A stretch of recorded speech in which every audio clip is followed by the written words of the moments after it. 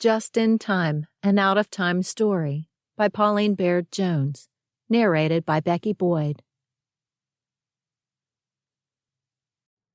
Chapter 1. Edwards Air Force Base, August 1952. Alice Merriweather climbed out of the car and shielded her eyes, the better to study their new home. The horizon wavered in the intense heat, though it failed to hide how unforgiving the desert was that surrounded the base, broken only by the coolly distant San Gabriel Mountains.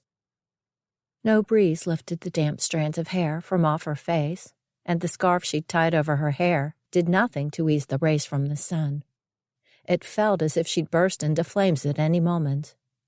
She lifted a hand holding a handkerchief and dabbed delicately at her neck. Then she resolved not to do that again. Movement of any kind felt as if it only made the heat worse. She tried to define the scent of the place, absent the smell of gasoline, and decided that while it might not be a smell, it still smelled hot. All through the drive to Edwards Air Force Base, she'd stared out at the bleak sea of scrub and sand, backed by the far too distant mountains. She glanced up. There was so much cloudless sky dominated by the remorseless sun. "Are you all right, Miss Merriweather?"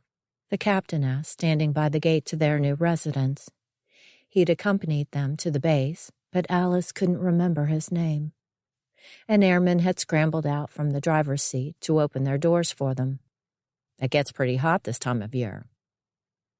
Alice glanced at her father, noting the anxiety in his rather pale gray eyes. "I'm fine," she said. "I hardly feel the heat." She added the lie. It wouldn't be her first or last, she guessed.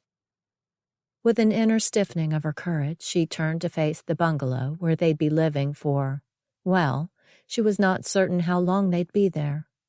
So much depended on her father and this opportunity to build his dream. The small house looked as defeated as she felt after the long, hot drive. The small gate stuck for a minute before it opened with a squeak. Then the men gestured for her to go first. Drifted sand half hid the sidewalk.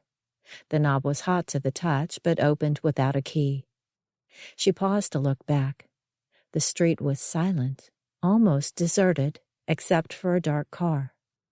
A man leaned against it, his arms crossed over his chest. His clothes were dark, too, and his sunglasses obscured his gaze. But Alice felt a prickle along her nerve endings. Her shoulders straightened an inch more.